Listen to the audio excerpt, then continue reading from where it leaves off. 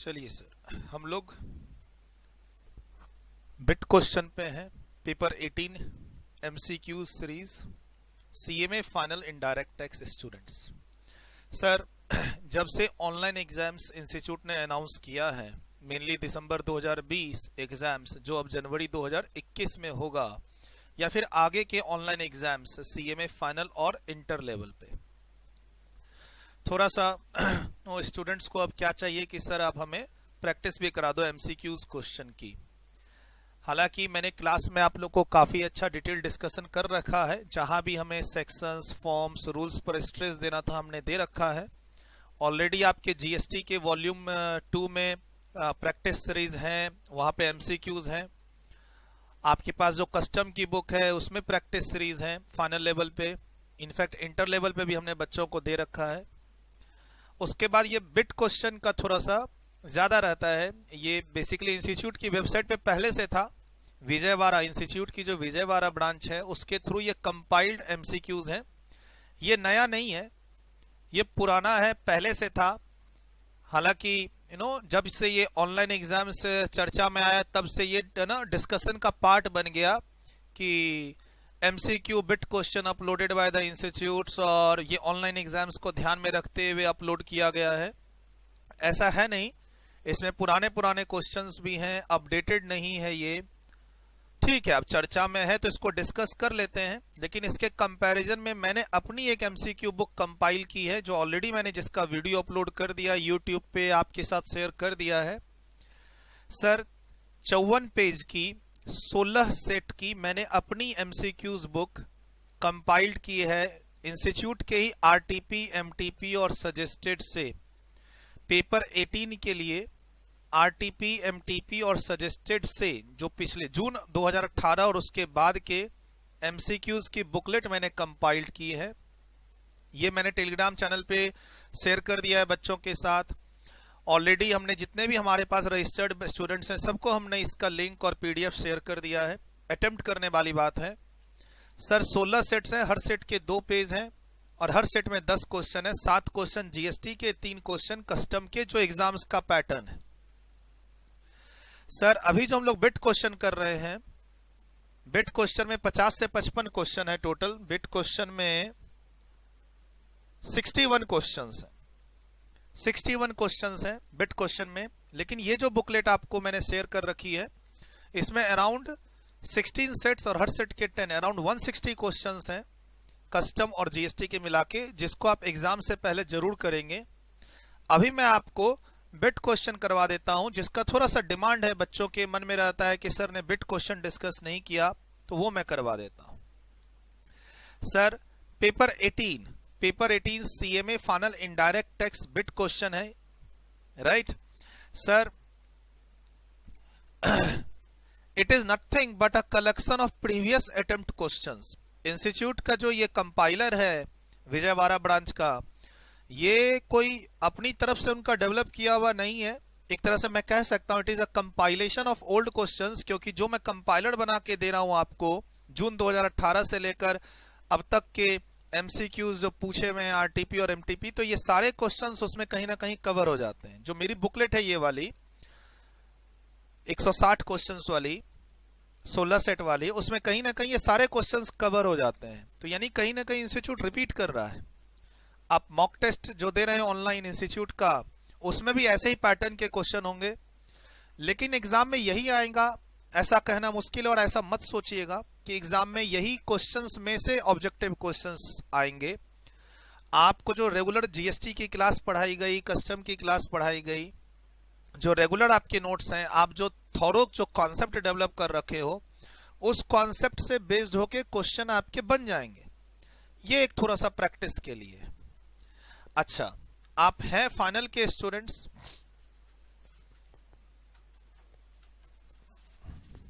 आप हैं फाइनल के स्टूडेंट्स? मेरे पास ये बिट क्वेश्चन जो है सीरीज, ये फाइनल का ही है। लेकिन जब मैंने इसको एनालाइज किया, अब चूंकि मैं इंटर लेवल पे भी डीटीआईडी पढ़ाता हूं, डीटीआईडीटी, फाइनल लेवल पे भी मैं डीटीआईडीटी पढ़ाता हूं सीएमए के सिलेबस में। सीएमए के सिलेबस में डीटी हो या आईडीटी, इंटर हो या फाइनल, हर लेवल पे मैं पढ़ाता हूं। और जब मैंने इसको कंपेयर किया तो आप चूंकि फाइनल के स्टूडेंट्स हैं, इस वीडियो को सुन रहे हैं, तो आप इंटर वाले बच्चों तक इस वीडियो को पहुंचा सकते हो तो पहुंचा देना, कहीं कोई दिक्कत नहीं है। खाली उनको क्वेश्चन नंबर 8, 10, 11, 18, 31 और 39, यानी अभी जो मैं आपके सामने टोटल कितने क्वेश्चन मैंने बोले, 61 क्वेश्चंस, टोटल 61 बिट क्वेश्चंस मैं डिस्कस करने वाला हूं। बिट क्वेश्चन फाइनल लेवल का है ये। इसमें से अगर मैं ये 6 क्वेश्चंस हटा दूं, एक दो क्वेश्चन इसमें से ऑथोरिटी ऑफ एडवांस रूलिंग का है, असेसमेंट का है, ऑफेंसेस का, पेनल्टी का, एफटीपी का, जो यूनिक सिलेबस है फाइनल के, अगर मैं इन 6 क्वेश्चन को मैं हटा दूं, तो ये सारा का सारा जो डिस्कशन अभी चलेगा जीएसटी प्लस कस्टम का, ये सारा का सारा रेलेवेंट हो जाएगा इंटर वालों के लिए भी।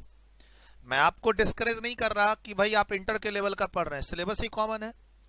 कस्टम 60% कॉमन है और जीएसटी 80% कॉमन है इंटर और फाइनल का सिलेबस।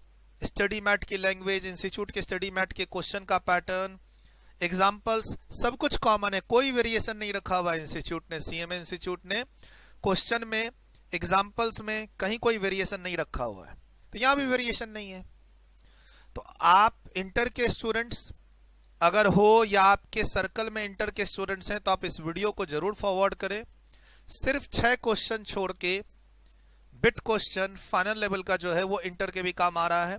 ऐसे ही मेरा यूट्यूब पे इंटर का बिट क्वेश्चन सीरीज आएगा, इंटर लेवल के आईडीटी का बिट क्वेश्चन सीरीज आएगा, जिसमें मैं जीएसटी और आपका कस्टम कवर करूंगा। सर आप उस वीडियो को भी जरूर देखिएगा और वहां के ऑब्जेक्टिव क्वेश्चंस को भी जरूर बनाइएगा, ये ध्यान रखना है। जीएसटी के सिलेबस में 7 क्वेश्चन है ऑब्जेक्टिव और कस्टम में 3। बोला सर इंस्टीट्यूट ने तो ऑनलाइन एग्जाम कर दिया है। एग्जाम देने का तरीका ऑनलाइन किया है, बाकी इंस्टीट्यूट का बार बार यही कहना है कि हम एग्जाम का पैटर्न वही रखेंगे जो पहले से चल रहा था, खाली आपके एग्जाम देने का तरीका ऑनलाइन हो चुका है। बॉक्सेस मिलेंगे आपको, बहुत सारे सेट्स मिलेंगे उसके अंदर, लेकिन पैटर्न वही रहेगा कि शुरू में आपको ऑब्जेक्टिव क्वेश्चन अटेम्प्ट करने होंगे जीएसटी में, उसके बाद सब्जेक्टिव क्वेश्चंस के अंदर ऑब्जेक्टिव पैटर्न्स रहेगा, ऑप्शंस रहेंगे, चॉइस रहेगा, लिखने का काम कम रहेगा, चॉइसेस रहेंगी। इंस्टीट्यूट ने पार्ट्स बना दिए, एक मेन क्वेश्चन जो 8 मार्क्स का है उसके डिफरेंट 5-6 पार्ट्स बना दिए, उसमें इंस्टीट्यूट ऑप्शन देगा, आपको चूज करके करेक्शन करना है। हर तरह के क्वेश्चन मिलेंगे आपको इंस्टीट्यूट के एग्जाम्स में। अब एग्जाम्स होगा जनवरी 2021 में, तभी पता चलेगा। सर मैंने कहा कि ये बिट क्वेश्चन अपडेटेड नहीं है, तो मैंने क्वेश्चन नंबर 42 और 55 में कुछ करेक्शन करवाना है आपसे, वो कर लीजिएगा। और क्वेश्चन नंबर 19 में थोड़ा बहुत डाउट्स है, तो वो हम डिस्कस कर लेंगे। चलिए स्टार्ट करते हैं। सर उसके अलावा फाइनल लेवल पे मैंने कस्टम की टेस्ट सीरीज अलग दे रखी है। कस्टम की बुक के अंदर जैसे कुछ क्वेश्चन बैंक्स हैं, कुछ चैप्टर के, जैसे एफटीपी का क्वेश्चन बैंक अलग दे रखा है। जीएसटी में प्लेस ऑफ सप्लाई चैप्टर के अंदर काफी क्वेश्चन दे रखे हैं मैंने। वॉल्यूम 1 वॉल्यूम 2 की प्रैक्टिस टेस्ट सीरीज दे रखी है। बगल में ये मैंने एमसीक्यूज आपको रिलीज कर दी है। ये 160 क्वेश्चन आपको खुद करने हैं। डाउट होगा तो आप मेरे से जुड़ जाइएगा। आप मेरे रजिस्टर्ड स्टूडेंट्स हैं, आपको इसमें डाउट्स है तो आप इस नंबर पे जुड़ जाइएगा। ध्यान रखिएगा टेलीग्राम चैनल और यूट्यूब पे काफी सारे स्टूडेंट जुड़े हुए हैं, रजिस्टर्ड और अनरजिस्टर्ड। अगर आप अनरजिस्टर्ड स्टूडेंट्स हैं तो डाउट लेना थोड़ा मुश्किल हो जाता है, मैं बहुत बार कह चुका हूं इस चीज को, फिर भी अनरजिस्टर्ड स्टूडेंट्स अप्रोच करते हैं सब्जेक्ट से रिलेटेड डाउट्स के लिए। सर मुश्किल हो जाता है उनको समझाना, क्योंकि रजिस्टर्ड स्टूडेंट्स को तो हम क्लास का रेफरेंस दे देते हैं, बुक पेज नंबर का रेफरेंस दे देते हैं कि आपको क्लास में ये पढ़ाया था, वो पढ़ो, डाउट क्लियर हो जाएगा। अनरजिस्टर्ड स्टूडेंट्स को समझाना मुश्किल होता है, इसीलिए मैं उनका डाउट्स नहीं लेता, अवॉइड करता हूं। बुरा नहीं मानना है। रजिस्टर्ड स्टूडेंट्स का डाउट क्लास से रिलेटेड होता है या इससे रिलेटेड, वो हम क्लास से लिंक कर देते हैं, उसको जल्दी समझ में आ जाता है कि हमने आपको क्लास में इस चैप्टर में इस पेज पे ये पढ़ाया था, उस नोट्स को देखो, हमारी बुक के इस पेज को देखो, हमारी इस क्लास को देखो, उनका डाउट क्लियर हो जाता है। एक तो डाउट उनको ज्यादा होता ही नहीं है, होता है तो रेफरेंस देते हैं तो क्लियर हो जाता है। आपको कंपोजिशन स्कीम चैप्टर में कोई डाउट है, मुझसे आप पढ़े ही नहीं है उस चैप्टर को, तो मैं उसका डाउट आपसे कैसे लूं? बच्चों को खराब लग जाता है कि सर आप अनरजिस्टर्ड स्टूडेंट्स का डाउट क्यों नहीं लेते हैं, बाकी टीचर तो लेते हैं, मैं नहीं ले पाता, मुश्किल रहेगा मेरे लिए।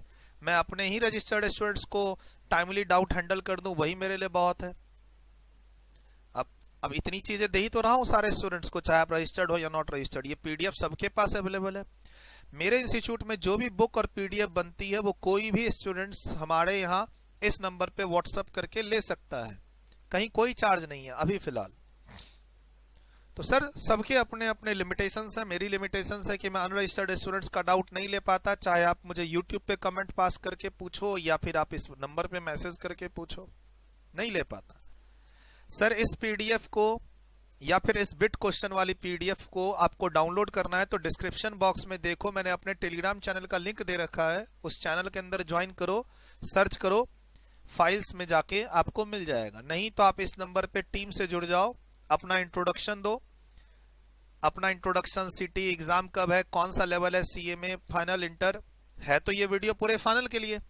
अब मैंने कहा कि इसमें इंटर के बच्चे भी देख सकते हैं, खाली ये 6 क्वेश्चंस उनके लिए रेलिवेंट नहीं है।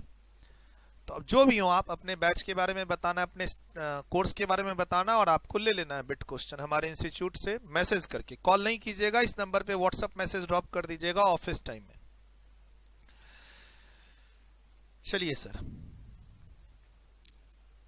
फटाफट देख लें, ज्यादा टाइम नहीं लगेगा।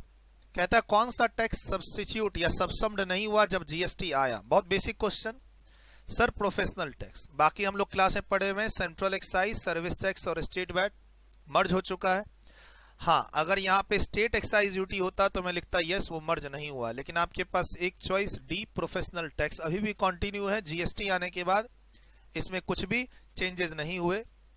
सर ये बहुत बेसिक क्वेश्चन है, इंट्रा स्टेट सप्लाई पर क्या लगता है, तो ऑब्वियसली एसजीएसटी और सीजीएसटी। यहां पर करेक्शन हो जाएगा थोड़ा सा, ए आंसर है आपका, यहां करेक्शन है सीजीएसटी करना है। अच्छा हुआ यूटीजीएसटी ना हो।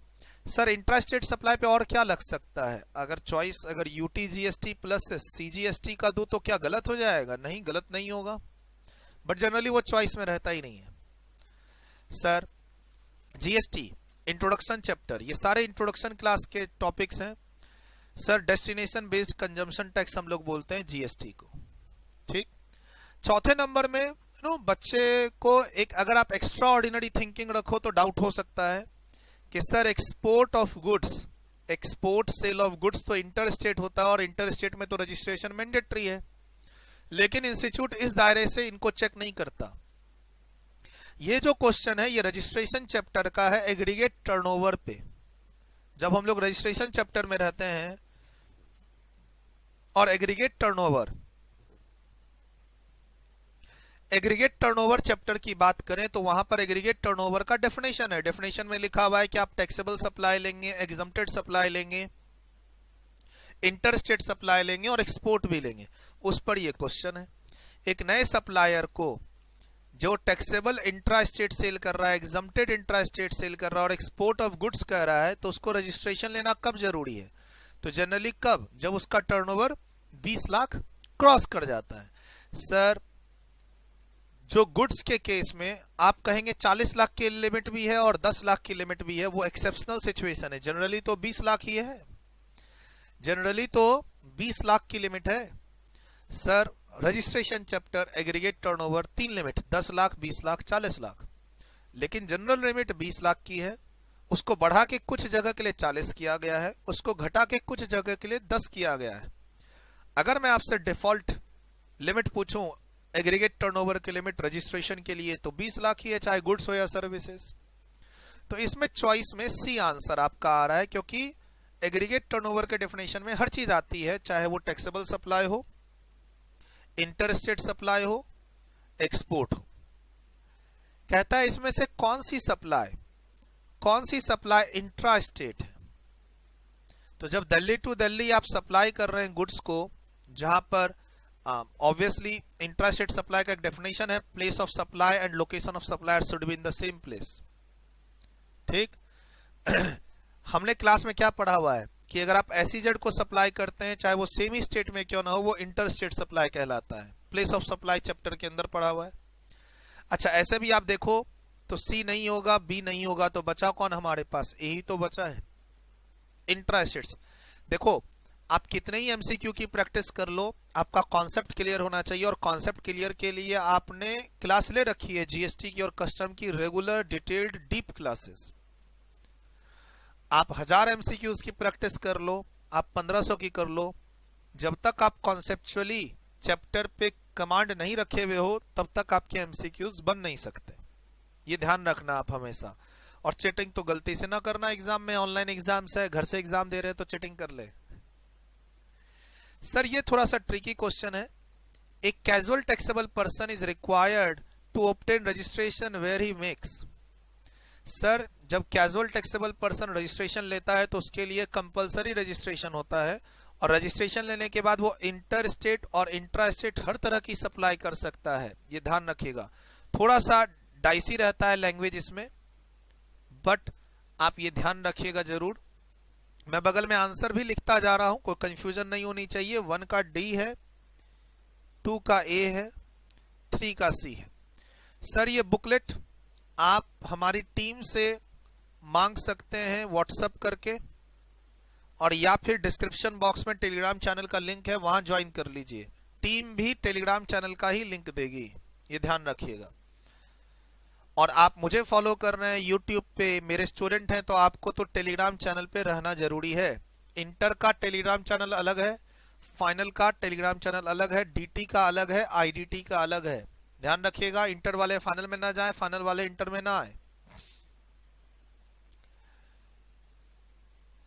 सर 3 का सी हमारा आ गया, 4 का भी सी है हमारा, 5 का ए हमारा आ चुका है, 6 का हमने बी लिया। Sir casual taxable person registration लेने के बाद कोई भी सप्लाई कर सकता है, लेकिन हाँ जिस स्टेट में वो जा रहा है सप्लाई करने के लिए उस स्टेट में उसको रजिस्ट्रेशन लेना होगा, टेम्पररी रजिस्ट्रेशन। 20 लाख की लिमिट तो देखते ही नहीं है इसमें। 6 number. Sir 7 number place of supply chapter से है, हालांकि इसमें तो इंस्टीट्यूट ने सही कर दिया है। ये इंस्टीट्यूट ने पूछा हुआ क्वेश्चन है, एक्चुअली एग्जाम का पूछा हुआ क्वेश्चन है। वहां पे इंस्टीट्यूट ने हैदराबाद क्वेश्चन में दिया, ऑप्शन में बैंगलोर कर दिया। जब इंस्टीट्यूट ने शायद जून 18 या जून 19 का ये पूछा हुआ एमसीक्यू है। मेरे एमसीक्यू के बुकलेट में ये क्वेश्चन मिलेगा, वहां पर आंसर में लिखा हुआ है कि भाई जो आंसर है वो ऑप्शन में तो दिया हुआ ही नहीं है, मिस्टेक कह सकते हो उसको। सर 7 नंबर का जो आंसर है प्लेस ऑफ सप्लाई चैप्टर से निकलेगा। प्लेस ऑफ सप्लाई चैप्टर जो आप वॉल्यूम 3 में पढ़ते हो। सर ये जो ट्रेनिंग की होती है सर्विसेज, ट्रेनिंग की सर्विसेज अगर हम रजिस्टर्ड पर्सन को दें तो रजिस्टर्ड पर्सन जिस जगह पर रजिस्टर्ड होता है वहां कहलाता है प्लेस ऑफ सप्लाई। ऑब्वियसली यहां लिखा हुआ भी है कि प्लेस ऑफ सप्लाई क्या होगा, और प्लेस ऑफ सप्लाई आपका पूरा एक परफेक्ट चैप्टर है। सर अब मैंने क्या कहा, 8वां नंबर क्वेश्चन यूनिक है, फाइनल लेवल पे ही है सिर्फ ये। ऊपर में अगर आप देखोगे तो हमने लिस्ट में क्या बोला, 8, 10, 11, 18, 31 और 39 छोड़ के बाकी सारे क्वेश्चन इंटर लेवल पे एप्लीकेबल हैं। अब सर ये आपने अगर मुझसे एडवांस रूलिंग का टॉपिक जीएसटी में पढ़ा या कस्टम में पढ़ा, फाइनल लेवल पे आपने मेरे से पढ़ा हुआ है फाइनल लेवल पे एडवांस रूलिंग का टॉपिक। सर ये जो आंसर है ना, ये एमसीक्यू डीटी के लिए भी सही है, जीएसटी के लिए भी सही है और कस्टम के लिए भी सही है। बोला सर ये क्वेश्चन कौन से एरिया से पता ही नहीं चल रहा, जीएसटी या कस्टम, लेकिन सर दोनों में सेम आंसर है। इनफैक्ट तीनों में सेम आंसर है कि एडवांस रूलिंग अगर आप लेते हैं तो वो वाइड मानी जाएगी अगर एप्लीकेंट ने उसको फ्रॉड या मिसरिप्रेजेंटेशन या सेपरेशन ऑफ फैक्ट्स, झूठ बोल के रूलिंग ले ली। D answer. बहुत सिंपल है। कोशिश कीजिए कि कम टाइम देके आप अगर खुद से कर सकते हैं तो खुद से कर लीजिए, वीडियो क्या देखना। अगर आप चाहते हैं इसको खुद से करना तो खुद से कर लीजिए। सर ये अकाउंट्स एंड रिकॉर्ड्स चैप्टर का क्वेश्चन है जीएसटी का। 6 साल तक आपको बुक्स एंड रिकॉर्ड्स रखने पड़ते हैं, 6 years from the due date of annual return. मैंने क्या कहा, ये क्वेश्चन का कंपाइलेशन पुराना है इसलिए 17-18 का रेफरेंस है। होना चाहिए था इसमें फाइनेंशियल ईयर 19-20 का रेफरेंस, 20-21 का रेफरेंस, तो कोई बात नहीं। ये बोला गया कि आप बुक्स और अकाउंट्स कब तक मेंटेन करेंगे। आपको वॉल्यूम 3 में ये पढ़ाया जीएसटी में, जिस ईयर का एनुअल रिटर्न का जो ड्यू डेट होता है दिसंबर, उसके एंड से 6 years आगे जाना है। सर आप इसको अगर मान लो टैक्स इनवॉइस चैप्टर में ढूंढोगे तो नहीं मिलेगा, रिटर्न चैप्टर में ढूंढोगे तो नहीं मिलेगा। आपको अकाउंट्स एंड रिकॉर्ड्स बोल के एक चैप्टर पढ़ाया गया है वॉल्यूम 3 के अंदर, इंटर फाइनल दोनों लेवल पे है ये चैप्टर, 6 इयर्स, ये ध्यान रखना, और बहुत रिपीटेटिव है ये क्वेश्चन। तो इसका आंसर हो जाएगा बी, 9 का बी आंसर हो जाएगा। सर 10 नंबर कंफ्यूज नहीं होना है, ये कस्टम का क्वेश्चन है। ऐसा ही क्वेश्चन सिमिलर जीएसटी के अंदर भी है, लेकिन जीएसटी के अंदर लिमिट परसेंटेज थोड़े डिफरेंट है। तो एग्जाम में ऐसे क्वेश्चन में कहीं ना कहीं प्री डिपॉजिट की बात है, और प्री डिपॉजिट वाली बात जो है वो कस्टम में भी है और जीएसटी में भी है। ये कस्टम का क्वेश्चन है अपील चैप्टर का, आपको क्लास में पढ़ाया हुआ है। सीएमए फाइनल के आप स्टूडेंट हो, ध्यान रखिएगा, सीए फाइनल वाले बच्चे अपील चैप्टर नहीं पढ़ते हैं, कस्टम में है ही नहीं उनके सिलेबस में। सीए फाइनल के स्टूडेंट्स अपील चैप्टर नहीं पढ़ते हैं, यानी आप सीएमए के स्टूडेंट्स हैं, अगर सीए वाली क्लासेस से आप कस्टम पढ़ेंगे तो आप अपील चैप्टर नहीं पढ़ेंगे, ये चैप्टर आपको खुद तैयार करना पड़ेगा। तो थोड़ा सा आप वो बच्चे हैं जो इस वीडियो को देख रहे हैं, हमारे स्टूडेंट नहीं है, तो आपको ऐसे नहीं लगना चाहिए कि ये बियॉन्ड द सिलेबस है। कस्टम में appeal, offences, search, settlement commission, कुछ 6-7 चैप्टर ऐसे हैं जो सीए फाइनल के सिलेबस में नहीं है। तो अब आप अगर पढ़ते हैं सीए फाइनल के फैकल्टी से तो उन बातों का आपको ध्यान रखना चाहिए। और ऑब्वियसली जब सीए फाइनल के फैकल्टी पढ़ाते हैं तो वही थोड़ी बोलते हैं कि ये सीएमए के लिए हम दे रहे हैं, वो आप जाते हैं क्लास लेने के लिए उनसे, सेइंग कि CA final IDT CMA final IDT तो सेम है। वो नहीं कहते हैं कि हमारी क्लास सीएमए स्टूडेंट्स भी पढ़ सकते हैं या हम सीएमए का सिलेबस भी करवाते हैं, आप क्लास लेने जाते हैं।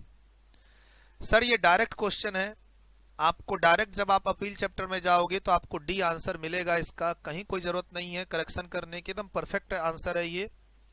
आप 9.6 पेज पे हमारी जो कस्टम का वॉल्यूम है वॉल्यूम 2 उसके 9.6 पेज में अपील चैप्टर अदरवाइज इंडेक्स देखो, वहां आपको मिलेगा। सर ये यूनिक क्वेश्चन है फाइनल लेवल का, बैगेज रूल, कस्टम के अंदर बैगेज रूल इंटर में नहीं है, और ये बेसिकली आप हाउस शिफ्ट कर रहे हैं, आप परमानेंटली इंडिया में आ रहे हैं, तो वहां पे लिमिट है, वहां पे टाइम पीरियड भी देखा जाता है, 3 महीने के बाद, 6 महीने के बाद, 2 साल के बाद, इस तरीके से टाइम पीरियड है, और अमाउंट का भी लिमिट है। अगर आप वो टेबल देखेंगे बैगेज रूल के अंदर तो आपको 5 लाख आंसर मिल जाएगा। सी नंबर आंसर इसका है 5 लाख 11 का। ठीक, आपको कस्टम में बैगेज रूल चैप्टर में जाना होगा, रूल 6 है ये, अराउंड शायद रूल 6 है बैगेज रूल का, और वहां पर आप देखोगे तो आपको एक टेबल मिलेगा जो क्लास में आपको बोला हुआ है कि हाँ याद कर लेना, इस टेबल के लिमिट्स को एग्जाम में क्वेश्चन पूछता है, वो आपको ध्यान रखना है। Sir anti dumping duty, type of duties custom में पढ़ते हैं, और वहां लिखा हुआ है स्पेशल इकोनॉमिक जोन अगर गुड्स को इंपोर्ट करती है, तो चूंकि ये गुड्स इंपोर्ट करने के बाद एक्सपोर्ट ही करती है, इसीलिए इनकी परचेज पर, इनके इंपोर्ट पर एंटी डंपिंग ड्यूटी नहीं लगता है, ये ध्यान रखना है। बाकी आप सोचेंगे कि मैंने क्लास में आपको एंटी डंपिंग ड्यूटी का कोई परसेंटेज पढ़ाया है, तो ऐसा कोई परसेंटेज है ही नहीं जो मैं आपको पढ़ाऊं। एंटी डंपिंग ड्यूटी का कोई फिक्स परसेंटेज नहीं है। Custom chapter type of duties. Sir कौन सा सेंट्रल टैक्स है जो मर्ज हो गया जीएसटी के अंदर? सभी मर्ज हुए, सभी सेंट्रल टैक्स हैं सेंट्रल गवर्नमेंट के, क्लास में बता रखा है। CVD 3.1, CVD 3.5, service tax, central excise duty, ये सारे मर्ज हुए हैं। आंसर क्या होना चाहिए? डी 13 का। सर ये क्वेश्चन 2-3 बार आपको इस बुकलेट में मिलेंगे, ये सप्लाई चैप्टर का है।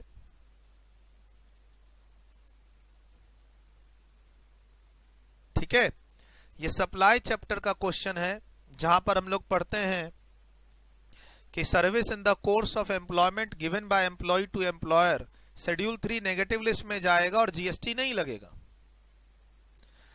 ये अभी 1-2 बार और आएगा आगे क्वेश्चन, पढ़ोगे तो कंफ्यूजन सी होगी, और जो मेरा एमसीक्यू का कंपाइलर है उसमें भी ये क्वेश्चन है।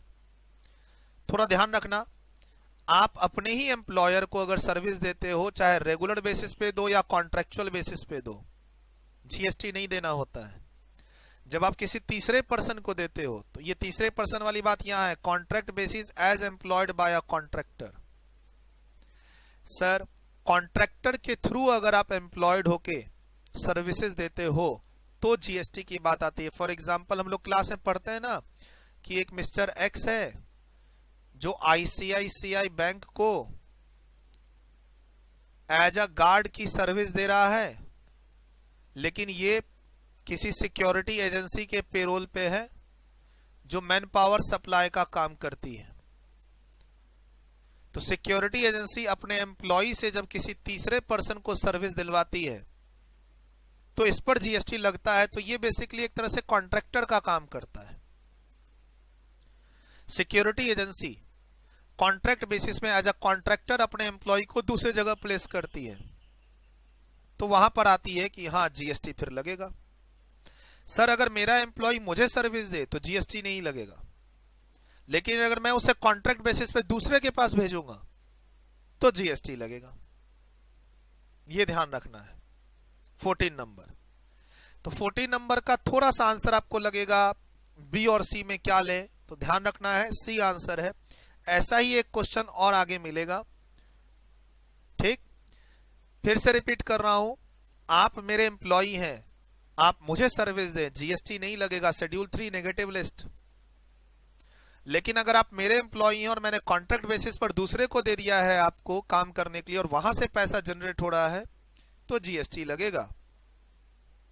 अगर मैं एज अ कॉन्ट्रैक्टर आपसे काम करा रहा हूं दूसरे जगह भेज के तो उस ट्रांजैक्शन पर जीएसटी है। ये हमेशा दिमाग में आपको फिट रखना है एग्जाम्स के लिए। सर ये एक बेसिक क्वेश्चन है, आप कंपोजिशन स्कीम के लिए लायबल कब थे? 30 दिन के अंदर एप्लीकेशन दे दिया है तो जो आपको रजिस्ट्रेशन सर्टिफिकेट मिलेगा वो इफेक्टिव कब से होगा? जब से आप लायबल थे। बोला सर ये तो आप रजिस्ट्रेशन चैप्टर में भी पढ़ाए हो। 2 जगह पढ़ते हैं इसको हम लोग, एक रजिस्ट्रेशन चैप्टर में भी पढ़ते हैं और दूसरा चार्ज ऑफ जीएसटी में कंपोजिशन स्कीम में भी पढ़ते हैं हम लोग। सेम कॉन्सेप्ट कंपोजिशन स्कीम में भी है कि जब से आप लायबल थे उसके 30 दिन के अंदर अगर एप्लीकेशन दे देते हैं तो जो सर्टिफिकेट मिलेगा वो इफेक्टिव कब से होगा? जब से आप लायबल थे। वही फंडा यहां अप्लाई करके आंसर देना है आपको। 16 number exemption chapter GST direct question है। 16 नंबर जो क्वेश्चन है वो जीएसटी के एग्जम्पशन चैप्टर से डायरेक्ट क्वेश्चन है, जिसमें लिखा हुआ है कि अगर ट्रांसपोर्टेशन ऑफ डिफेंस और मिलिट्री इक्विपमेंट का आप ट्रांसपोर्टेशन करोगे बाय रेल और बाय वेसल तो उस पर जीएसटी नहीं देना है, जीएसटी एग्जम्प्ट है। कौन सा चैप्टर? Exemption chapter GST. देखो किसी भी एमसीक्यूज को करने के लिए आपका चैप्टर पे कमांड होना चाहिए। क्वेश्चन पढ़ते समय एक बात की क्लैरिटी होनी चाहिए कि ये जीएसटी का क्वेश्चन है या कस्टम का है, उसके बाद जीएसटी में किस चैप्टर का क्वेश्चन है। मैं साथ साथ आपको चैप्टर का नाम भी लेते जा रहा हूं और कहीं ना कहीं क्वेश्चन पढ़ने से हेल्प भी मिल जाती है। ये प्लेस ऑफ सप्लाई का चैप्टर का डायरेक्ट क्वेश्चन है, डायरेक्ट क्वेश्चन है ये। Mister C of Chennai supply goods to messrs Smart Jet Airlines of Chennai flying between Delhi and Mumbai. Goods are loaded in the aircraft in Delhi. तो गुड्स जहां से लोड होता है वही उसका प्लेस ऑफ सप्लाई होता है। 17 का बी। डायरेक्ट क्वेश्चन के लिए तो कोई दिक्कत नहीं है, प्लेस ऑफ सप्लाई चैप्टर। अब 18 नंबर में अच्छा क्वेश्चन मुझे लगा ये, फॉरेन ट्रेड पॉलिसी के अंदर हम लोग कस्टम की क्लास में पढ़ते हैं। अब ये भी यूनिक क्वेश्चन है, इंटर में सिलेबस में है ही नहीं। फॉरेन ट्रेड पॉलिसी में स्कीम होती है, एक होती है ड्यूटी एग्जम्पशन स्कीम, एक होती है स्क्रिप्ट बेस्ड एग्जम्पशन स्कीम। तो उसमें से बोलता है इसमें से कौन कौन सी की स्कीम ड्यूटी एग्जम्पशन स्कीम है। तो सर मुझे जहां तक याद आ रहा है फॉरेन ट्रेड पॉलिसी चैप्टर का 5वां या 7वां पेज पे जब हम लोग जाते हैं तो एक पेज में खाली स्कीम सबके नाम लिखे हुए हैं और अगर आप उसको अच्छे से देखोगे तो पहली स्कीम ही जो 2 स्कीम है उसको हम लोग ड्यूटी एग्जम्पशन स्कीम कहते हैं। एक तो एडवांस ऑथराइजेशन और एक ड्यूटी फ्री इंपोर्ट ऑथराइजेशन। तो यहां पर आंसर आपका क्या आ गया? बी, 18 का बी। ठीक है, एफटीपी कस्टम की क्लास का क्वेश्चन है। सर ये क्वेश्चन ना थोड़ा सा रॉन्गली ड्राफ्टेड है। अब यहां भी है, आप एमसीक्यूज के कंपाइलर में भी है, तो एक रटने वाली बात है। हालांकि आंसर आपको लगेगा कि सर सभी तो सही है, लेकिन इंस्टीट्यूट कहती है ए आंसर और लॉजिक देती है कि इनलैंड कंटेनर डिपो, इंस्टीट्यूट की तरफ से जो आंसर है उसमें कहना है कि इनलैंड कंटेनर डिपो एक जगह है जहां पर गुड्स इंपोर्ट होने के बाद रखा जाता है और एक्सपोर्ट होने से पहले रखा जाता है स्टफिंग के लिए। हाँ, हम पढ़ते हैं क्लास में। सर ये फाइनल लेवल का क्वेश्चन है अगर हम कहें तो, क्योंकि फाइनल लेवल पे इनलैंड कंटेनर डिपो के बारे में हम लोग पढ़ते हैं डिटेल्ड में। वहां पे बताया भी जाता है कि एक्सपोर्ट करने से पहले गुड्स को कहां रखा जाता है और इंपोर्ट करने के बाद कहां रखा जाता है। हालांकि ये क्वेश्चन क्या पूछ रहा है, the place which is used for unloading of imported goods. Sir unloading किस पे, अनलोडिंग या लोडिंग किस पे? अगर वेसल पे अगर आप लोड अनलोड करते हो वेसल पे, तो वो काम तो आपका कस्टम स्टेशन पे होता है।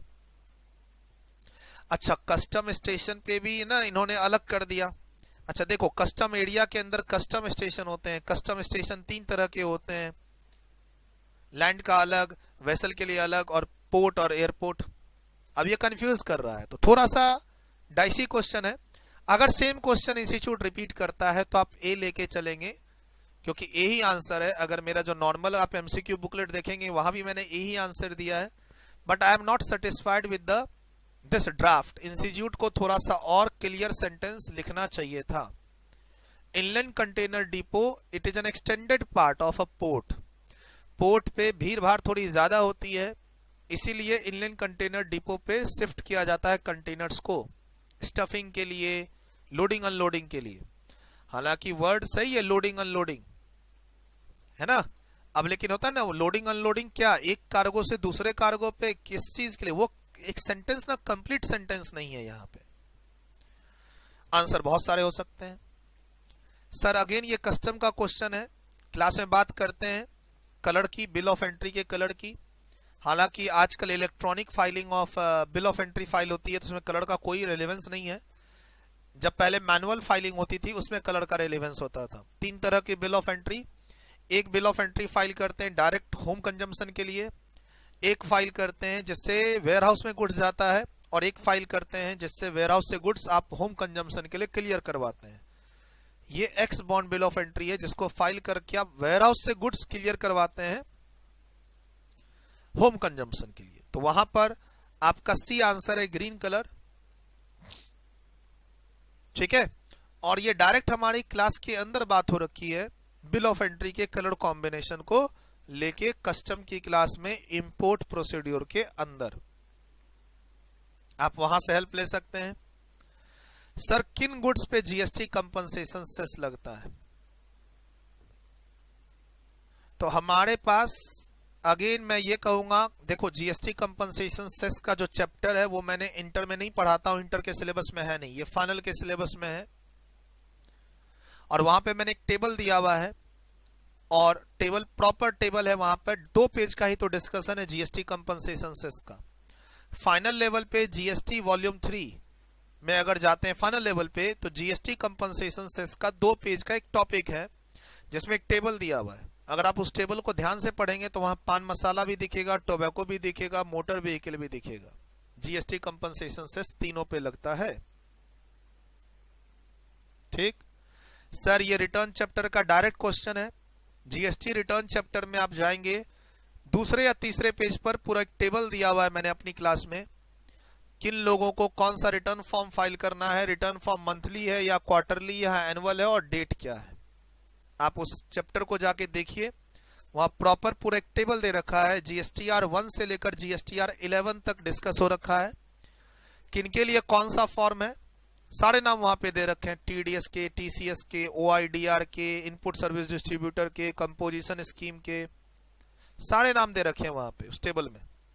जीएसटी वॉल्यूम 2 रिटर्न चैप्टर, वहां से डायरेक्ट क्वेश्चन है और आंसर 13 है। 13 इनपुट सर्विस डिस्ट्रीब्यूटर को मंथली रिटर्न फाइल करनी पड़ती है हर महीने के लिए, अगले महीने की 13 तारीख को। सर गुड्स के डेफिनेशन से सिक्योरिटी को बाहर निकाला हुआ है, सर्विसेज के डेफिनेशन से भी बाहर निकाला हुआ है। तो ये डायरेक्ट डेफिनेशन पे है, सप्लाई चैप्टर के अंदर, जीएसटी वॉल्यूम 1 सप्लाई चैप्टर के अंदर जब आप गुड्स और सर्विसेज के डेफिनेशन वाले पेज पे जाओगे तो वहां लिखा हुआ है, और गुड्स इंक्लूड्स एक्शनेबल क्लेम्स। ये क्या है? एक्शनेबल क्लेम्स हैं, और ये तो गुड्स के डेफिनेशन में आते हैं। जीएसटी नहीं लगता है क्योंकि शेड्यूल 3 में फिर लिखा हुआ है कि एक्शनेबल क्लेम्स पे हम जीएसटी नहीं लगाएंगे एक्सेप्ट 3 आइटम्स। बट आप डेफिनेशन में रहो तो वहां लिखा हुआ है गुड्स और सर्विस के डेफिनेशन में शेयर्स एंड सिक्योरिटीज नहीं आएंगे। In computation 24, in computation of aggregate turnover for composition levy कौन से आइटम को हम एक्सक्लूड करते हैं? तो सर ये तो एक बेसिक क्वेश्चन है, बाकी चीजें हमारी समझ में ना आए कोई बात नहीं, हालांकि इन हर पॉइंट की एनालिसिस क्लास में की हुई है रजिस्ट्रेशन चैप्टर के अंदर। सर कंपोजिशन स्कीम में इसको एनालाइज नहीं करते हैं, एग्रीगेट टर्नओवर के डेफिनेशन को हम लोग रजिस्ट्रेशन चैप्टर में एनालाइज करते हैं अराउंड 1 घंटा, और जो एग्रीगेट टर्नओवर का डेफिनेशन रजिस्ट्रेशन चैप्टर में यूज होता है वही कंपोजिशन स्कीम चैप्टर में यूज होता है। और वहां लिखा हुआ है बात हो रखी है क्लास के अंदर कि हम लोग कोई भी जीएसटी या जीएसटी सेस को टर्नओवर का पार्ट नहीं मानते हैं। ये एक बेसिक क्वेश्चन है, रजिस्ट्रेशन के लिए लायबल थे, 30 दिन के लिए अंदर अप्लाई कर दिए तो जो आपका रजिस्ट्रेशन सर्टिफिकेट आएगा वो इफेक्टिव कब से होगा? ऑब्वियस सी बात है 11 अक्टूबर से होगा। 25 का बी आंसर। ये क्वेश्चन रिपीट हो रहा है, आप इग्नोर भी कर सकते हैं। 27 नंबर पढ़ाया है सर आपने? हाँ जी पढ़ाया है, आप ही को तो पढ़ाया है। Section 14 time of supply chapter, ये चैप्टर में सीए इंटर वालों को नहीं पढ़ाता, सॉरी चैप्टर के अंदर ये section time of supply chapter सबको पढ़ना है, CA inter, CMA inter, CMA final, CA final, 3 section है 12, 13, 14।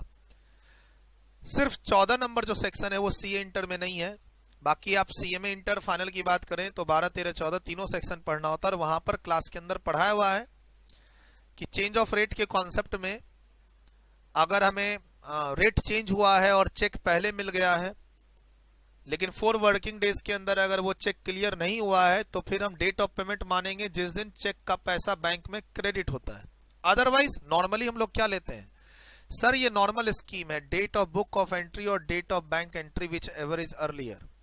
लेकिन यहां देखिए ना 4 दिन के बाद 4 वर्किंग डेज के बाद पैसा बैंक में क्रेडिट हुआ है, और केस कौन सा है? Date of change in rate का।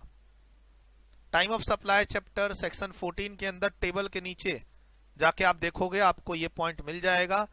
बी आंसर है इसका, 27 का बी आंसर। 28 एक नॉर्मल क्वेश्चन है, वैल्यू ऑफ टैक्सेबल सप्लाई के लिए हम लोग पढ़ते हैं स्टड फार्म्स, घोड़ों को पालना।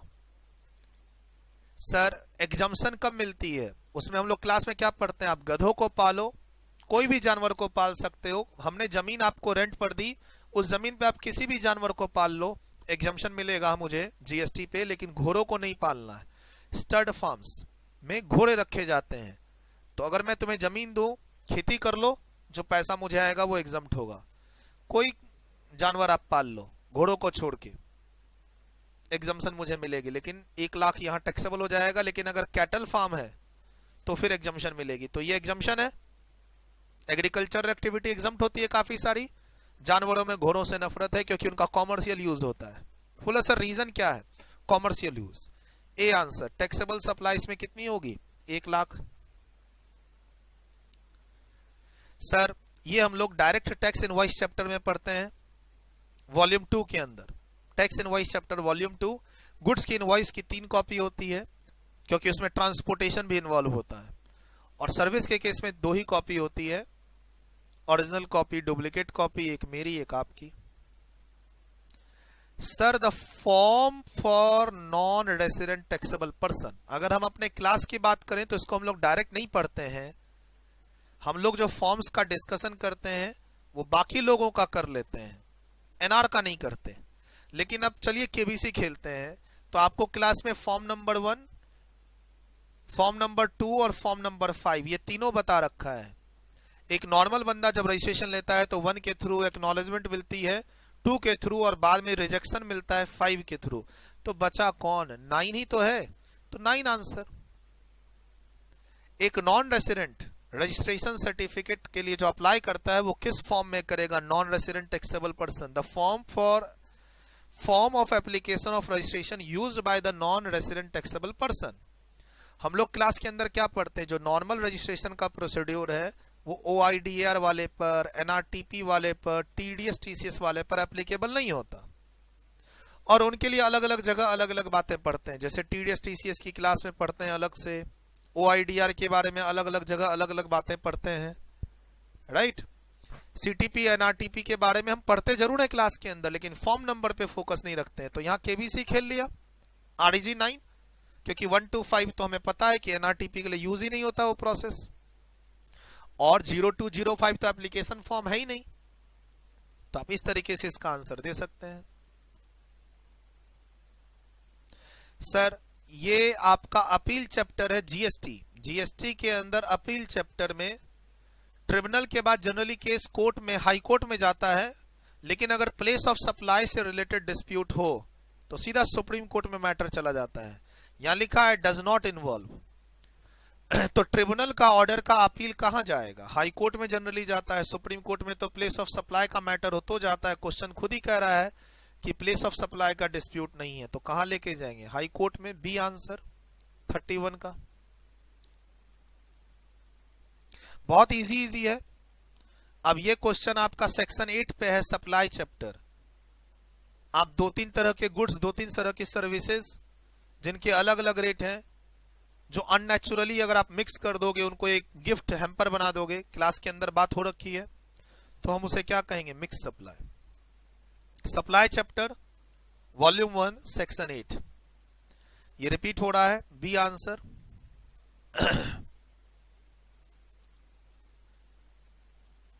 सर ये ITC चैप्टर का क्वेश्चन है कि आप गुड्स के केस में कब ITC नहीं ले पाओगे। एक तो हमारे फायदे में नजर आ रहा है, अगर गुड्स डिस्ट्रॉय हो गया बाय फायर तो हम उस पर ITC कैसे ले सकते हैं। बाकी सब सर आपने परचेज किया ऑन क्रेडिट, ITC ले सकते हैं। रिसिप्ट यूटिलाइज किया है, इनवॉइस आपकी बाद में आई है, कोई फर्क नहीं पड़ता। RCM वाला, ये सब तो ITC लेते हैं। लेकिन जो गुड्स आपका स्टोलन हो गया, डिस्ट्रॉय बाय फायर हो गया, जो आप यूज ही नहीं कर पाए, उस पर आपको ITC नहीं मिलेगा। बहुत सिंपल डायरेक्ट क्वेश्चन है। 34, किसको रजिस्ट्रेशन नहीं लेना है? Section 23 agriculturist, section 23 registration chapter. An agriculturist selling produce out of cultivation of land, इनको रजिस्ट्रेशन लेना जरूरी नहीं। बाकी सर इंटरस्टेट वाले को, कैजुअल टैक्सेबल पर्सन को, NRTP को रजिस्ट्रेशन लेना होता है। Dealer engaged in interstate trade above a threshold limit, ये तो गलत ही है सर, इनको तो कंपलसरी रजिस्ट्रेशन लेना होता है डीलर अगर इंटरस्टेट सप्लाई करे तो। 36 number, it is not mandatory, tax invoice पर क्या रहना जरूरी नहीं है? तो सर डेट होना चाहिए, HSN कोड या SEC कोड सर्विसेज का जो होता है वो होना चाहिए। रेसिपिएंट का नेम एंड एड्रेस भी चलता है। रेसिपिएंट को कब मिला गुड्स और सर्विसेज ये हमने कहीं नहीं पढ़ा, टैक्स इनवॉइस पर ये होना चाहिए। आप जाके चैप्टर देख लो, वॉल्यूम 2 में है आपके। और सर ये तो रजिस्ट्रेशन चैप्टर में पढ़ा है हमने। UIN पहली बार, यूनिक आइडेंटिफिकेशन नंबर रिफंड के काम में आता है। सर इसमें से कौन सी चीज बिल ऑफ सप्लाई पे नहीं लिखी जाती? डिस्क्रिप्शन, कॉन्जिक्यूटिव सीरियल नंबर, ये सब तो लिखा जाता है। सर रेसिपिएंट का सिग्नेचर कहां से होगा? सिग्नेचर तो मेरा होगा। अब इसमें लिख क्या रहा है? रेसिपिएंट का सिग्नेचर, तो रेसिपिएंट का सिग्नेचर नहीं होता, टैक्स इनवॉइस पे भी नहीं होता, बिल ऑफ सप्लाई पे भी नहीं होता। FTP का क्वेश्चन है ये इंटर लेवल पे बच्चों को नहीं पढ़ना होता है। FTP सिलेबस फाइनल का यूनिक सिलेबस है।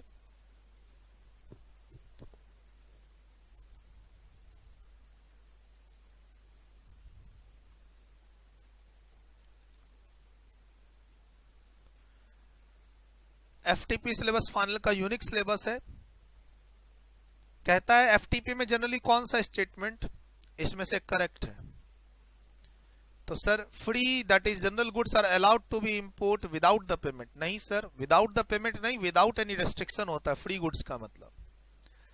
Restricted goods are banned and not allowed to import, नहीं सर ऐसा जरूरी नहीं है, वो तो प्रोहिबिटेड गुड्स होता है। रेस्ट्रिक्टेड गुड्स को हम इंपोर्ट कर सकते हैं, ऑथराइजेशन लेना पड़ेगा। तो मोस्ट प्रोबेबली मोस्ट सुटेबली मुझे इसमें से कौन दिखता है, D number point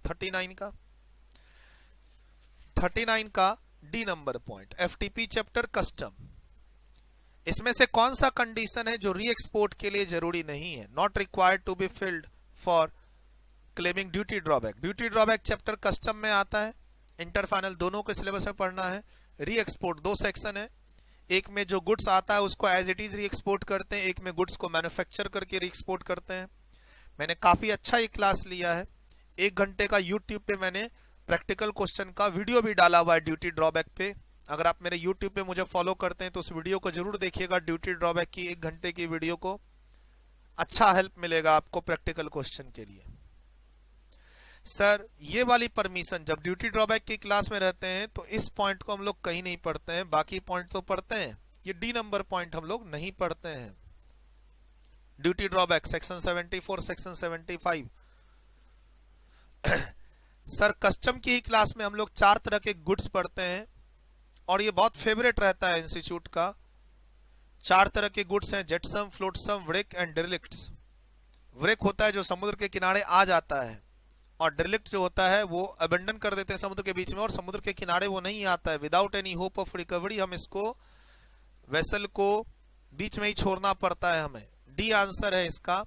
direct question है कस्टम की क्लास में शुरू के ही, अगर हम फर्स्ट 6-7 क्लास की बात करें, इंपोर्ट प्रोसीड्योर जब पढ़ते हैं तो इन 4 आइटम के बारे में पढ़ते हैं हम लोग, जेटसम, फ्लोटसम, व्रेक एंड डिरेलिक्ट के बारे में। वहां से डायरेक्ट आंसर है। सर इसमें अमेंडमेंट है, ये जहां जहां आप क्वेश्चन पढ़ेंगे ना कहीं भी तो आपको करेक्शन खुद कर लेना होगा, करेक्शन आपको खुद करना होगा। कैसा करेक्शन सर, जो कंपोजिशन डीलर के लिए जो नया रूल चल रहा है आपके लिए फाइनेंशियल ईयर 19-20 से, क्वार्टरली टैक्स पे करते हैं ये लोग सीएमपी 08 में, और इनका रिटर्न एनुअल हो गया 30 अप्रैल ड्यू डेट। बहुत बार क्लास में बताया हुआ है, कंपोजिशन चैप्टर में भी, रिटर्न चैप्टर में भी। तो इसका आंसर जो डी है उसको करेक्ट करके यहां पे क्या लिखना होगा, एनुअल। सर फाइनेंशियल 18-19 2 साल पहले होता था कंपोजिशन स्कीम वालों के लिए क्वार्टरली रिटर्न, अब इनको क्वार्टरली लेवल पे टैक्स और एनुअल लेवल पे रिटर्न फाइल करनी पड़ती है। रिटर्न फॉर्म नंबर वही है GSTR 4, बट एनुअल हो चुका है हर साल का 30 अप्रैल, और क्वार्टरली टैक्स का CMP 08, ध्यान रखना इसका। सर टीडीएस के प्रोविजंस जब कॉन्ट्रैक्ट की वैल्यू 2.5 लाख से अधिक होती है और उसके अंदर जीएसटी नहीं होना चाहिए, ये इंक्लूसिव है। जब आप इसको जीएसटी से एक्सक्लूड करते हो फॉर्मूला लगा के, तो ये 2.5 लाख से नीचे पहुंच जाता है, और 2.5 लाख के नीचे टीडीएस के प्रोविजन नहीं लगते। TDS chapter GST. Sir basic question है ये, इनपुट टैक्स क्रेडिट किस लेजर में दिखता है, तो इलेक्ट्रॉनिक क्रेडिट लेजर में दिखता है। बेसिक क्वेश्चन है 44 का बी आंसर। सर ये इंटरेस्ट कैलकुलेशन की बात है, 18% पर एनम, जितना रुपया आप डिले करते हैं देने में 72,000, 18% पर एनम का इंटरेस्ट सेक्शन 50 सब सेक्शन 1, और जितने दिन का डिले करते हैं। तो मई की रिटर्न कब फाइल होती है, अगले महीने की 20 तारीख 20 जून को, तो जून का 10 दिन, जुलाई का 10 दिन डिवाइड बाय 365। बस सिंपल क्वेश्चन है इंटरेस्ट का। Payment of tax chapter GST के अंदर इंटरेस्ट पढ़ते हैं सेक्शन 50 सब सेक्शन 1, इंटरेस्ट कब पे करते हैं, ड्यू डेट क्रॉस कर जाने के बाद अगर जीएसटी पे करते हो तो उस पर इंटरेस्ट लगेगा। सर ये बेसिक क्वेश्चन है, इंटर स्टेट सप्लाई पे कौन सा टैक्स लगता है, तो आईजीएसटी लगता है। 46 में टाइम ज्यादा नहीं देना चाहिए।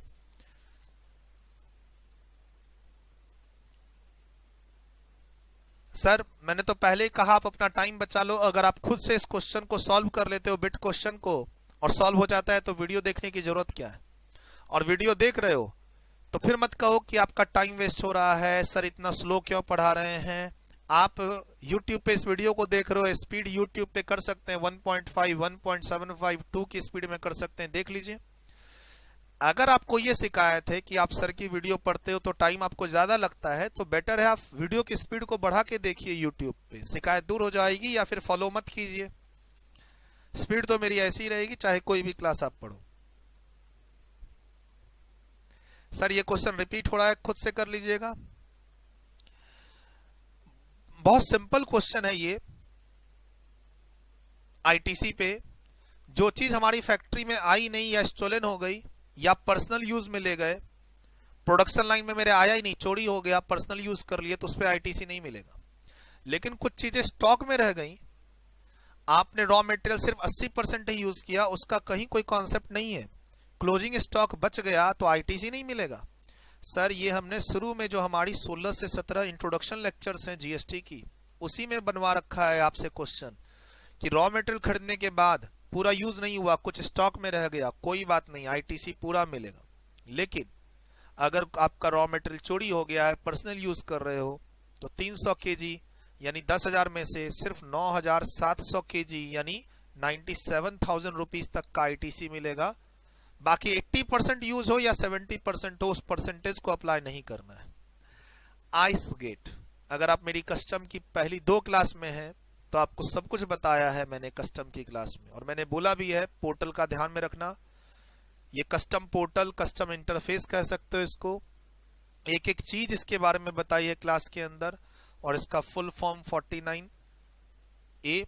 कस्टम की शुरू की 2 क्लास में ही सारी बातें हो जाती है, जहां पर बच्चों को कस्टम से भी प्यार हो जाता है हमारी क्लास में।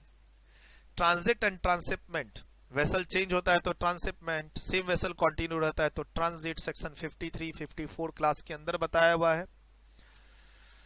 50 का सी, बहुत कम सवाल बचे हैं। सर री एक्सपोर्ट रिपीट हो रहा है, हालांकि क्वेश्चन अलग है इसमें। सर कौन सा इसमें से कंडीशन नहीं है? आइडेंटिफिएबल कंडीशन है, goods should have been actually imported condition है, goods are actually re exported, ये भी सही है। इंटायर लॉट, ऐसा कुछ नहीं पढ़े कि री एक्सपोर्ट का ड्यूटी ड्रॉबैक तभी मिलेगा जब 1000 केजी ऑफ रॉ मटेरियल आया तो पूरा का पूरा 1000 केजी एक्सपोर्ट होना चाहिए। अगर आधा एक्सपोर्ट हो रहा है तो आधा ड्यूटी ड्रॉबैक मिल जाएगा। तो सर ये डी नंबर जो पॉइंट है ये गलत है, ऐसी कोई रिक्वायरमेंट हमने अपनी क्लास में नहीं पढ़ी है। सर कुछ कुछ क्वेश्चन इसमें से अच्छे हैं, बाकी आप आगे हमारी जो एमसीक्यू का कंपाइलर बनाओगे तो उसमें भी आपको अच्छे अच्छे क्वेश्चन सब मिलेंगे, जिसको करना एग्जाम के लिए जरूरी है। कैजुअल टैक्सेबल पर्सन में कौन आता है? जो अपनी स्टेट में या दूसरी स्टेट में, जो सर दूसरी स्टेट में जाके बिजनेस करता है जहां उसका कोई फिक्स प्लेस ऑफ बिजनेस नहीं है, तभी तो वो कैजुअल टैक्सेबल पर्सन की कैटेगरी में रजिस्टर्ड होता है। 53 कंफ्यूजन वाला पॉइंट, एम्प्लॉयर एम्प्लॉय, फिर से वही बात है कि अगर एक एम्प्लॉय अपने एम्प्लॉयर को सर्विस दे, चाहे वो रेगुलर बेसिस पे दे या कॉन्ट्रेक्चुअल बेसिस पे दे, ये हमेशा जीएसटी से फ्री रहेगा, नेगेटिव लिस्ट। लेकिन अगर मैं दूसरे को सर्विस दूंगा तो Mahesh provides services to the brother of Kumar not in the course of employment, तो इस पर जीएसटी लगेगा। देखो महेश एम्प्लॉयड है जेड ट्रेडर्स, जो प्रोप्राइटरी कंसर्न है कुमार का, तो अब मैं एम्प्लॉय हूं, महेश मैं हूं एम्प्लॉय हूं, मैं जेड ट्रेडर्स को दूं, कुमार को दूं, वहां तक चलेगा। कुमार के भाई को सर्विसेज दूंगा तब तो जीएसटी उस पर लगेगा। क्लास में एग्जाम्पल के थ्रू बात हो रखी है।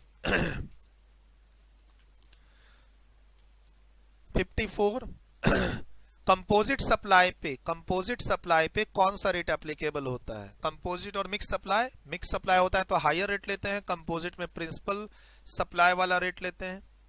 54A डायरेक्ट क्वेश्चन सेक्शन 8 आपका। 55 की लैंग्वेज चेंज करनी पड़ेगी, करेक्शन है। मैंने शुरू में बोला था 2 क्वेश्चन में करेक्शन है, एक क्वेश्चन तो आपका चला गया, क्वेश्चन नंबर कौन सा? 42। कंपोजिशन स्कीम में अब एनुअल रिटर्न है क्वार्टरली की जगह। सर आपको क्लास में पढ़ाया हुआ है चार्ज ऑफ जीएसटी के अंदर सेक्शन 93 भी अब एक्टिव है और सेक्शन 94 भी एक्टिव है। इनफैक्ट सेक्शन 94 में आपको रियल एस्टेट वाले क्लास में सब कुछ बताया हुआ है। 94 का डिटेल्ड डिस्कशन हमारा टैक्स इनवॉइस चैप्टर से होता हुआ वॉल्यूम 3 के अंदर जाता है। वॉल्यूम 3 में जब आपने मुझसे वैल्यूएशन चैप्टर पढ़ा तो उसके बाद पूरी 2 घंटे की क्लास आपको दी है रियल एस्टेट को लेके, जो सब सीएमए के सिलेबस में है, और वहां पर मैंने डिटेल्ड में 9(4) के 3 ट्रांजैक्शन को बताया है जहां पे रिवर्स चार्ज लगता है। 9(4) चार्ज ऑफ जीएसटी, उसके बाद वही चीज की बात टैक्स इनवॉइस चैप्टर में होती है। फाइनली डिटेल्ड चर्चा होती है रियल एस्टेट ट्रांजैक्शंस में वॉल्यूम 3 के अंदर।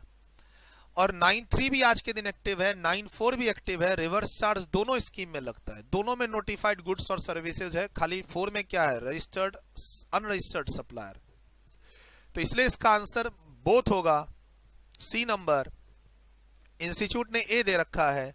सर इसका आपको करेक्शन करना पड़ेगा। आप हमारी जीएसटी, आपके पास जीएसटी की 6th एडिशन होगी या अपर एडिशन, 6th एडिशन अभी होगी आपके पास। अगर आपका एग्जाम जनवरी 2021 में है तो उसमें सब कुछ कवर कराया हुआ है। 9(4) के अंदर कौन कौन सी सर्विसेज आती हैं ये मैंने आपको टैक्स इनवॉइस चैप्टर के अंदर लिखा रखा है। और नहीं तो एक रियल एस्टेट चैप्टर बोल के वैल्यू प्लेस ऑफ सप्लाई के बाद वैल्यूएशन है, वैल्यूएशन के बाद आप देखोगे इंडेक्स में तो रियल एस्टेट का अलग से चैप्टर है जिसकी पूरी की पूरी वीडियो यूट्यूब पे आ रखी है 2-2.5 घंटे की। कंप्लीट वीडियो यूट्यूब पे है उसकी, आप देख सकते हैं वहां पे। सर एग्जम्प्ट है ये आपका business exhibition outside India, exemption chapter का डायरेक्ट क्वेश्चन है ये कि अगर बिजनेस एग्जीबिशन आउटसाइड इंडिया हो रहा है तो ये एग्जम्प्ट है। सर पेमेंट की डेट क्या मानते हैं, पेमेंट इन द बुक्स और bank whichever is earlier, C number direct question है ये टाइम ऑफ सप्लाई चैप्टर का। Sir value of supply, time limit to pay value of supply, आप अगर इस ऑप्शन को देखेंगे तो आपको याद आ जाएगा, हम लोग आईटीसी चैप्टर में पढ़ते हैं कि कोई भी इनवॉइस है तो उसका 180 दिन के अंदर पेमेंट क्लियर कर दो, नहीं तो आईटीसी रिवर्स करना पड़ेगा। आपको लगेगा कि ये वैल्यू ऑफ सप्लाई चैप्टर का है, नहीं, हम लोग इसको आईटीसी चैप्टर में पढ़ते हैं वॉल्यूम 2 जीएसटी में। ये बहुत अच्छा क्वेश्चन लगा, ये कस्टम चैप्टर का है, सेक्शन 13, सेक्शन 23(1) और सेक्शन 22 कस्टम चैप्टर। पिल्फरेशन पे ड्यूटी नहीं देनी पड़ती है आपको, 2 का 3 पिल्फरेशन पे ड्यूटी नहीं देनी पड़ती है। गुड्स डैमेज होता है तो एबेटमेंट लेते हैं फॉर्मूला लगा के, कम ड्यूटी पे करते हैं। डिस्ट्रॉय होता है तो सेक्शन 23 में रेमिशन लेते हैं। मैचिंग अच्छा क्वेश्चन है, पूछता है इंस्टीट्यूट और ये पूछा हुआ क्वेश्चन है। सर पूछा हुआ क्वेश्चन है या नहीं है उसके लिए आप इस कंपाइलर को जरूर देखिएगा। ये जो एमसीक्यू का कंपाइलर है जिसके अंदर आरटीपी है, एमटीपी है, सजेस्टेड है। सर ये सारे इंस्टीट्यूट सीएमए इंस्टीट्यूट के क्वेश्चन लिए हुए हैं। 16 सेट है, ये आपके सामने इंडेक्स दे रखा है, 16 सेट है सर। इसमें आरटीपी के 2 सेट है, आरटीपी के 2 सेट, नीचे सजेस्टेड के 4 और बाकी 10 सेट एमटीपी के हैं। सर एमटीपी जून लिया आपने, इसमें दिसंबर नहीं लिया। सर एमटीपी जून और एमटीपी दिसंबर ऑलमोस्ट सेम है क्योंकि जून का एग्जाम ही नहीं हुआ। 1-2 जगह इंस्टीट्यूट ने क्वेश्चन को चेंज किया है, इसलिए मैंने इसमें नहीं लिया। आप उसको खुद से कर लेना। वो मेरी दूसरी कंपाइलर जो मैंने बना रखी है जीएसटी वाली कंपाइलर, ये वाली, ये कंपाइलर है अलग एक और, वो एमसीक्यू था। ये कंपाइलर एक और हमने बच्चों को रिलीज की हुई है, RTP MTP suggested and bit question का 350 पेज का compiler, just for a reference कि पुराने क्वेश्चन के पैटर्न कैसे हैं। ठीक, आप उससे हेल्प ले सकते हैं। ये वैल्यूएशन चैप्टर का क्वेश्चन है, ग्रेटेस्ट एग्रीगेट क्वांटिटी, मतलब किस प्राइस पर ज्यादा ज्यादा क्वांटिटी बिक रही है। क्वेश्चन पढ़ने से पता चल रहा है 190 पे 1000 यूनिट। सर ये क्वेश्चन थोड़ा सा ना इल ड्राफ्टेड है, अलग अलग सेल प्राइस अलग अलग यूनिट्स देता ना, 190 की 2-3 सेल प्राइस देता, 200 की 2-3 सेल प्राइस देता, तो थोड़ी मेहनत होती है। तो डायरेक्ट दिख रहा है कि 190 आंसर होगा इसका। 61 में बोलता है, as per custom trade effect the following is not considered to be a way that the constitute circumvention of anti dumping duty. Anti dumping duty कहां नहीं लगेगा, वही एसईजेड वाली बात। ईओयू या एसईजेड अगर गुड्स को इंपोर्ट करें तो कस्टम ड्यूटी नहीं लगेगा। तो आप देख रहे हैं मिक्स क्वेश्चन था, बिट क्वेश्चन, पेपर 18। आप फाइनल के स्टूडेंट्स हो, एग्री, मैं फाइनल के ही स्टूडेंट्स को पढ़ा रहा हूं, लेकिन मैंने क्या कहा, अगर 6-7 क्वेश्चन को छोड़ दें तो ये पूरी की पूरी वीडियो इंटर के भी काम आ सकती है। प्रैक्टिस की चीज है और कोई ज्यादा टाइम नहीं लगता है। चलो आप मेरे साथ डिस्कशन कर रहे हो तो डिस्कशन करने में 1 घंटा लग गया। अगर आप अपने से करोगे शांत दिमाग से अकेले तो आपको 30 मिनट से ज्यादा नहीं लगेगा। सामने में बुक रख लो हेल्प लेने के लिए, सॉल्यूशन भी दिया रहता है, रीजन भी दिए रहते हैं। सामने में आपके पास वॉल्यूम 1 है, वॉल्यूम 2 है, वॉल्यूम 3 है, रखो ना, क्या दिक्कत है। आदत हो जाएगी ना। पहले आप चीजों को लिंकिंग करना सीखो, और क्लास में इतनी डिटेल्ड चर्चा आपने की है कि मुझे लगता है कि हमारे स्टूडेंट्स लिंकिंग ना कर पाए ऐसा होगा नहीं। क्लास में बहुत डिटेल्ड चर्चा की है, बहुत डिटेल्ड चर्चा। ठीक, and all the best for your exams. आगे देखते हैं और कुछ हेल्प कर पाऊं तो। फिलहाल यहीं पे हम लोग क्लास को रोकते हैं। Bye bye, take care. Final के स्टूडेंट्स इस वीडियो को इंटर वाले बच्चों तक जरूर पहुंचाएं और उनको बोले कि इसमें से सिर्फ 7-8 क्वेश्चन सर ने हाईलाइट कर दिया है, उसको छोड़ के इस वीडियो को इंटर एग्जाम्स के लिए भी यूज किया जा सकता है। Bye bye, take care. And दोस्तों को जरूर शेयर करें जो आपके फाइनल के और भी फ्रेंड्स हैं, ताकि इस वीडियो को ज्यादा से ज्यादा लोग देख सकें, एग्जाम के लिए फायदा उठा सकें। Bye bye.